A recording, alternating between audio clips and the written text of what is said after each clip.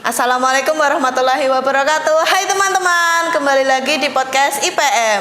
Hari ini kita bakal ngomongin topik yang sangat gimana ya, berat.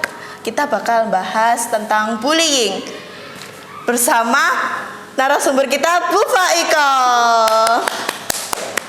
Dia adalah konselor yang udah bantu banyak banget korban bullying ya.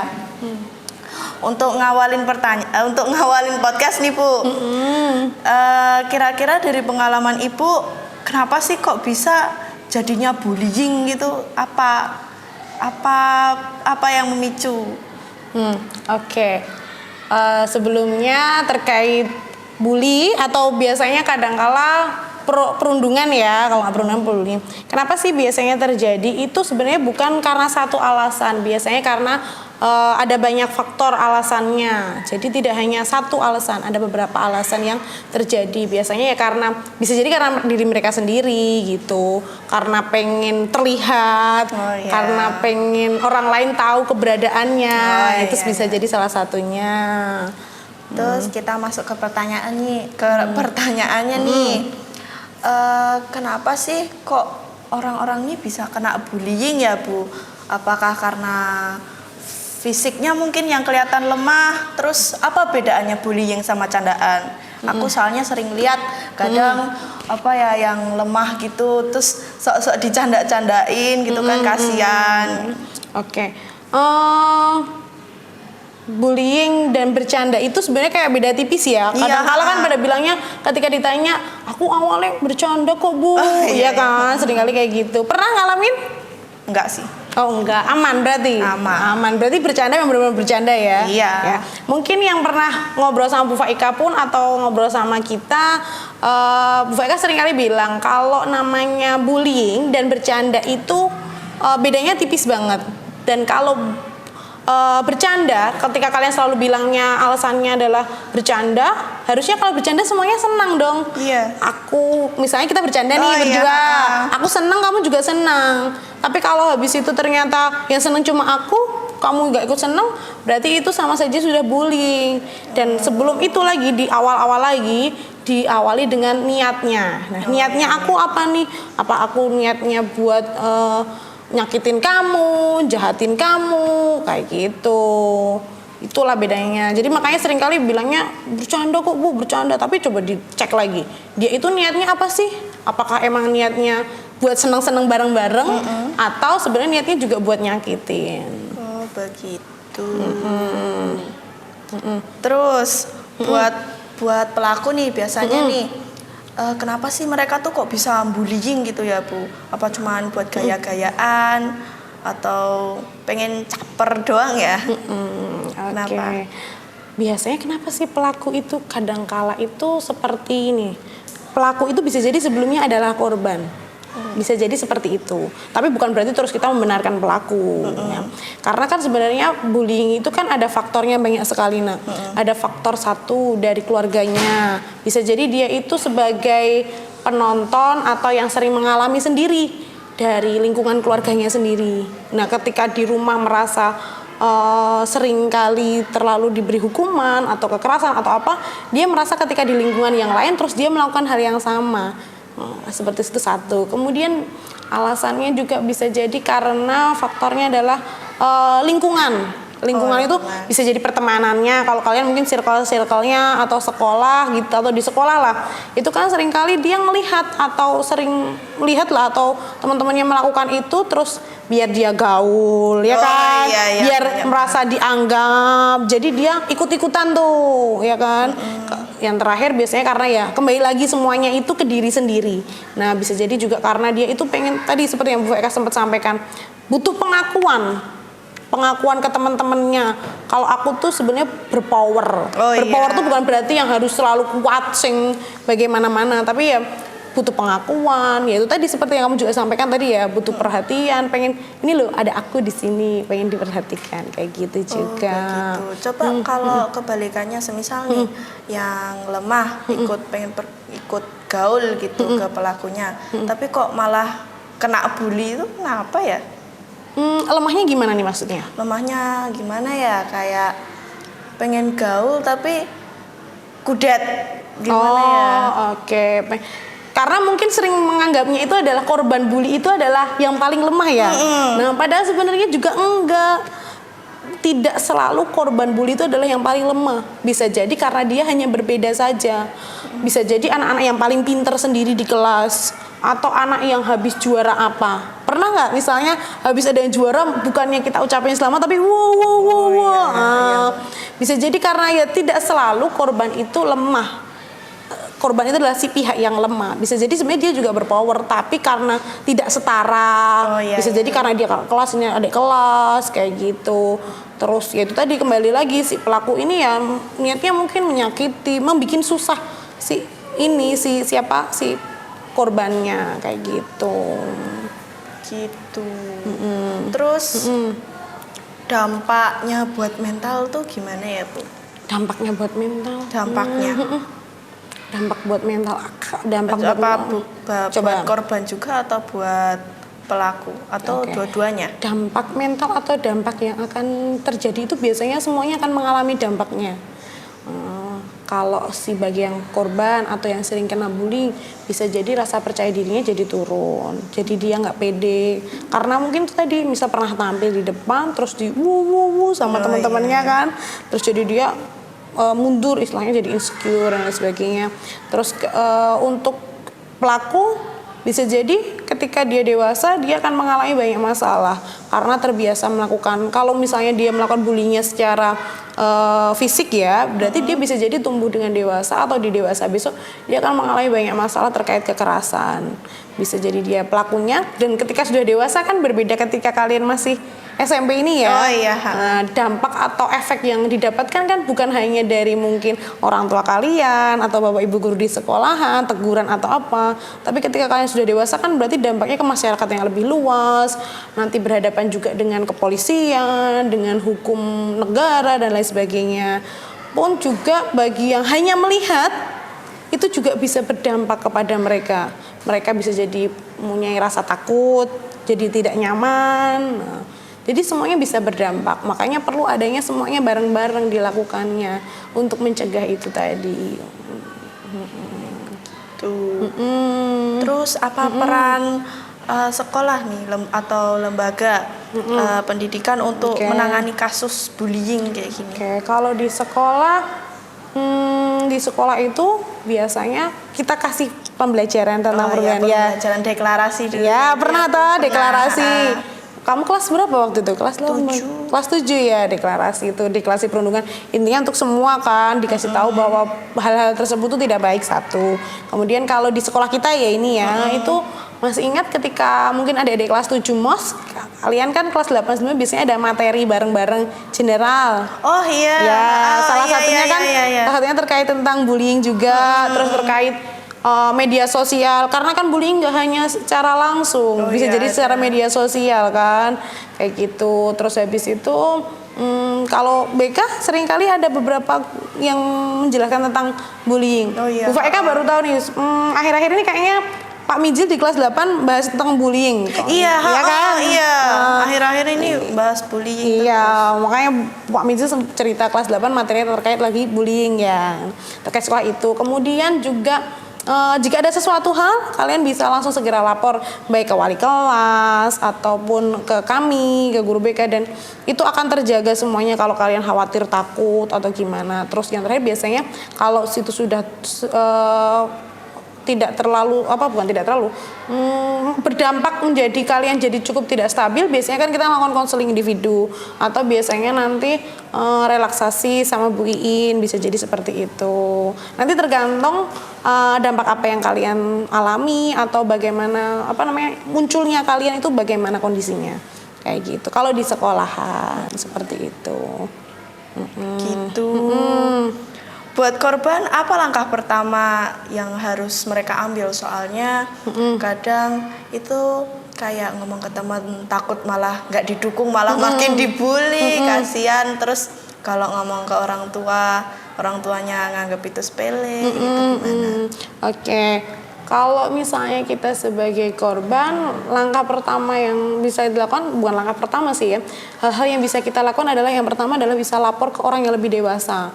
Walaupun kamu menganggap bahwa tadi ya orang tua kadang menganggapnya hal sepele atau apa, tapi kamu bisa menyampaikan itu ke orang yang lebih nyaman.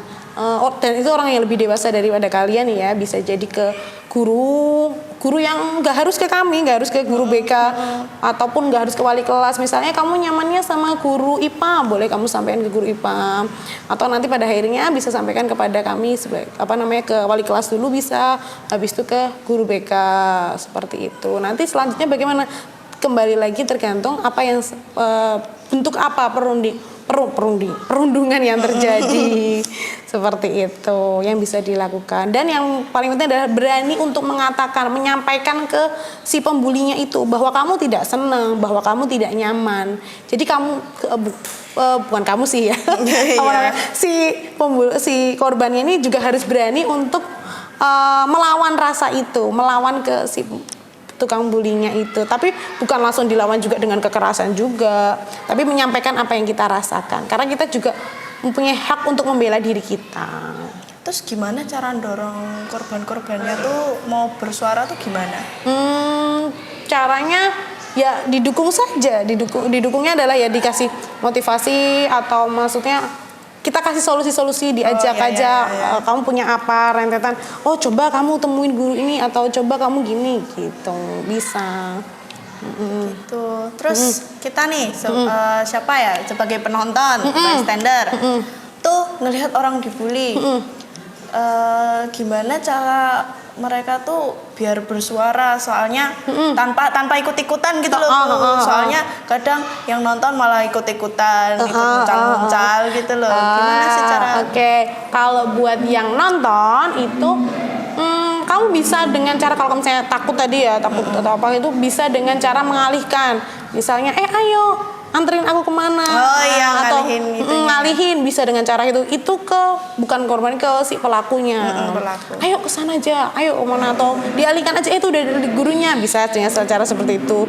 Kemudian kalau ke korbannya bisa dengan cara divalidasi dulu, divalidasi perasaannya dia nggak nyaman dan rasanya itu dibantu. Oh iya kamu nggak seneng ya digituin ya, kayak gitu. Nah setelah itu baru diajak, bisa jadi ya kalau seusia kalian ya diajak ketemu oleh ke guru aja, kayak gitu.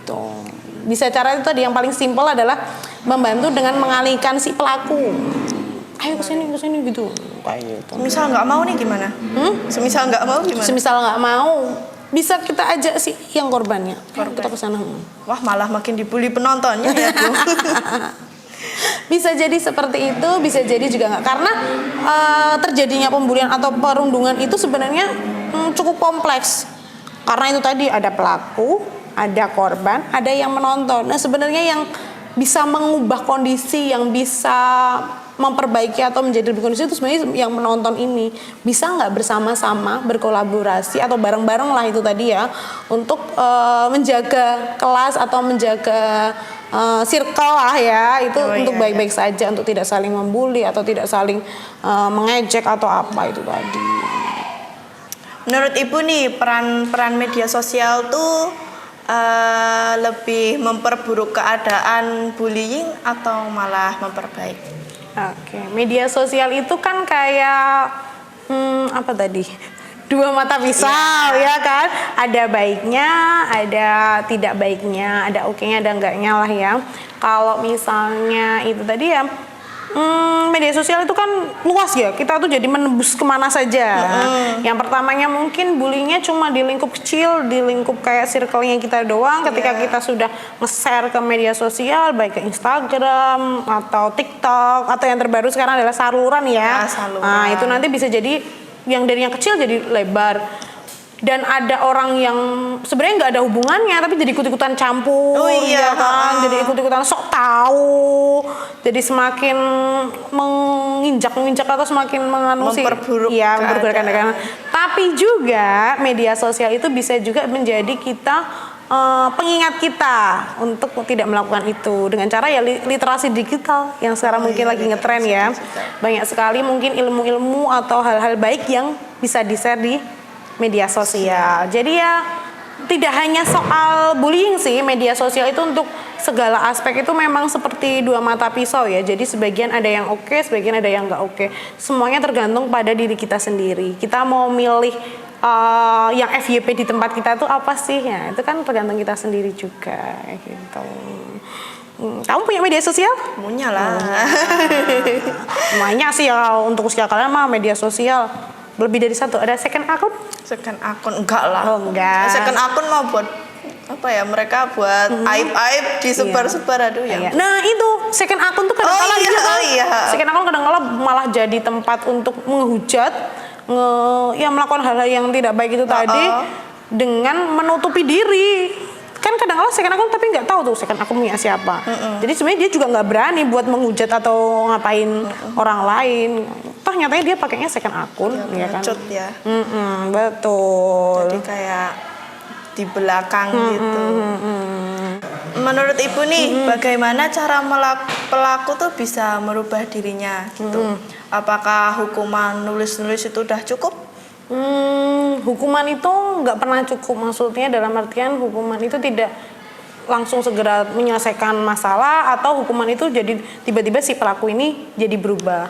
Yang bisa dilakukan ya dilihat dulu kenapa sih si pelaku ini melakukannya, kenapa sih dia bisa itu terjadi pada dia melakukan hal-hal yang itu tadi lah ya, yang melakukan bullying gitu loh. Nah nanti bisa dilakukan dengan cara konseling kita. Nah nanti kan konseling ada tahap-tahapannya, ada yang teknik-tekniknya, ada terapi yang harus dilakukan, dilakukan untuk mengubah si pelaku itu. Selain itu kasih kesempatan juga si pelaku bullying ini untuk menjadi pemimpin di hal yang positif. Misalnya dia diminta coba untuk jadi imam atau menjadi ketua kelas mungkin, atau menjadi ketua kegiatan atau apa, tapi hal-hal yang positif. Kita kasih kesempatan juga buat dia itu untuk hal-hal yang positif seperti itu. Semisal nih Bu, kesempatan-kesempatan kayak gitu disia-siain, apakah langsung wah DO atau masih kasih kesempatan terus gitu? Kesempatan itu kan sebenarnya gini, bukan kesempatan nih. Perilaku itu dan manusia itu sebenarnya adalah sesuatu hal yang unik. Jadi kita itu satu sama lain tuh berbeda, yang pertama. Kemudian namanya perilaku atau ya perilaku itu tadi tidak bisa kita serta-merta mengubah seseorang dalam waktu sekejap mata dengan satu hal yang kita lakukan. Misalnya kamu misalnya sering terlambat. Kemudian ibu mengingatkan kamu untuk tidak terlambat. Itu tidak akan langsung mengubah kamu untuk menjadi tidak terlambat, atau ibu misalnya ngasih hukuman kepada kamu untuk hukuman kamu atas tindakanmu terlambat, itu juga tidak langsung bisa mengubah kamu untuk tidak terlambat. Namanya perilaku itu ada prosesnya, tidak serta-merta tadi kembali lagi, tidak serta-merta langsung dia tiba-tiba berubah. Berarti harus dari dirinya sendiri. Ya, semuanya juga kembali lagi pada dirinya sendiri. Kalau pada dirinya sendiri itu tidak ada niatan atau tidak ada keinginan untuk mengubah dirinya dan dia merasa aku udah kayak gini saja kok, aku yang udah kayak gini itu ya sudah, dia kan seperti itu lagi. Nah biasanya kalau seperti itu ya berarti harus dikonseling, harus kita lihat, harus kita ubah pola pikirnya lah, atau masalah-masalah yang terjadi. Dan sebenarnya masalah yang terjadi itu kan sebenarnya, atau masalah-masalah bullying atau apa itu kan biasanya ada di permukaan saja ya, yang maksudnya adalah di atasnya saja. Sebenarnya kan kayak gunung es. Gunung es itu kan kelihatannya di atas tuh cuma kecil. Nah, tapi ternyata yang di bawahnya itu kan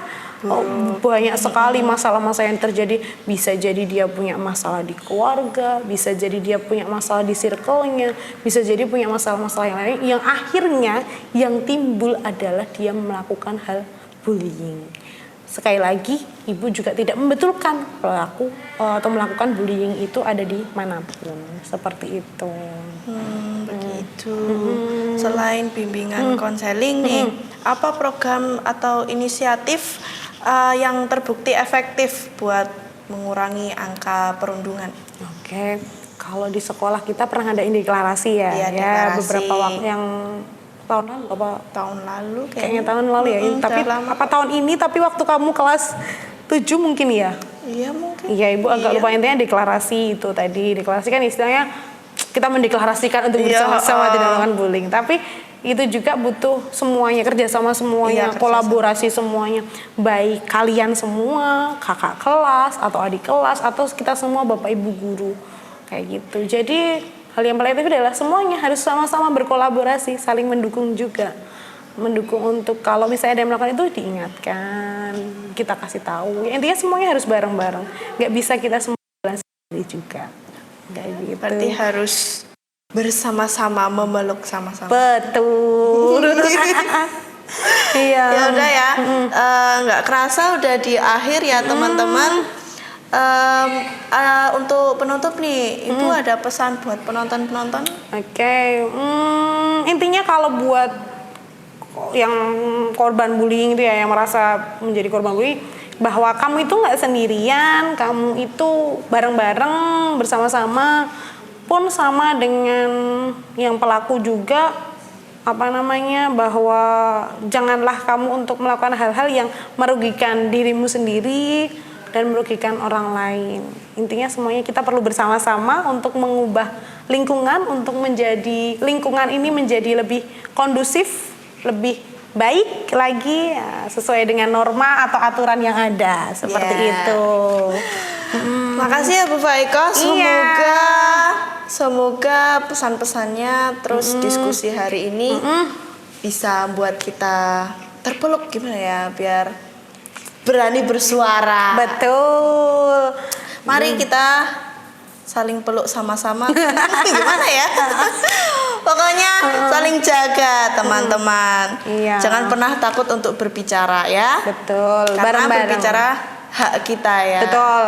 Melawan itu juga hak kita. Berani untuk melindungi diri sendiri. Itu yang utama. Ya. Buru-buru ikan Le. Sampai jumpa Le. Dadah.